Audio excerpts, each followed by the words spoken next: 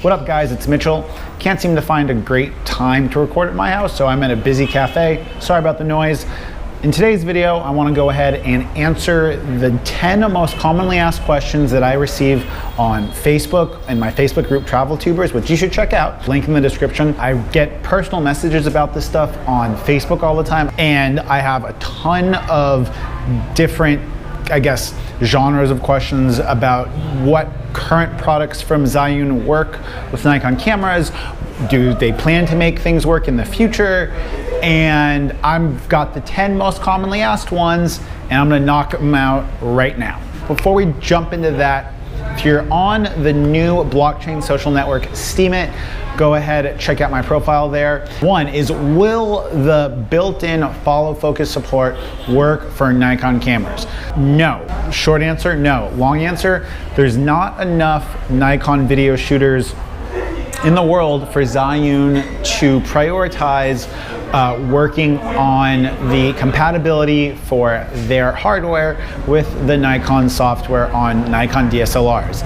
It is a capability that is built into Nikon cameras, but unfortunately, they just won't do it. The second question is, does anything that Zhiyun advertises to be compatible with Nikon work? No. The start-stop recording doesn't work.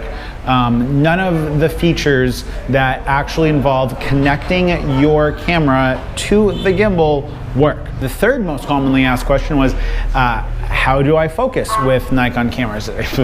And the answer is, you don't. You focus at a distance, and you do what's called zone focusing. So you know that if something between 2.5 to 3 feet in front of you is going to be in focus, you try to keep that distance. Fourth question, does the Crane 2 have motion time lapse? Sort of. Yes, it does. It depends on the phone that you have. It depends on the firmware that your gimbal has.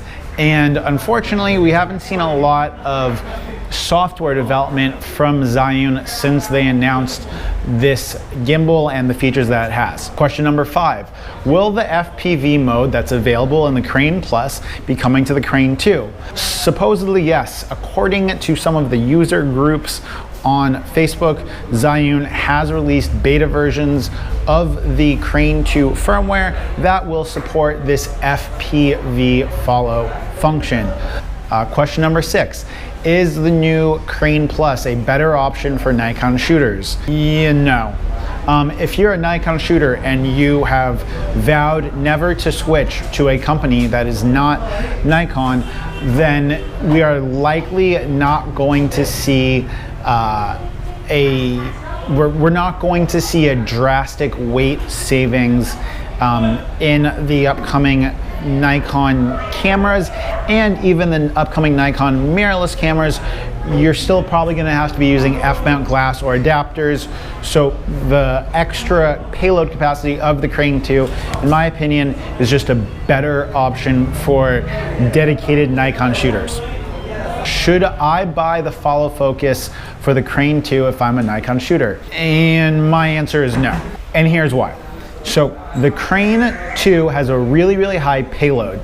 And in order to operate the follow focus while holding a camera of this higher payload, you are going to be having a heavier load on the gimbal already.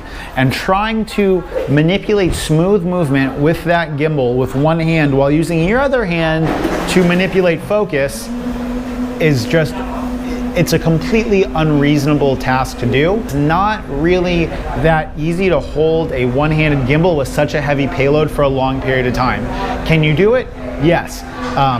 Do I do it? No. I use the dual handle, and there's no way to operate the follow focus knob if you're using the dual handle. You need someone else pulling focus.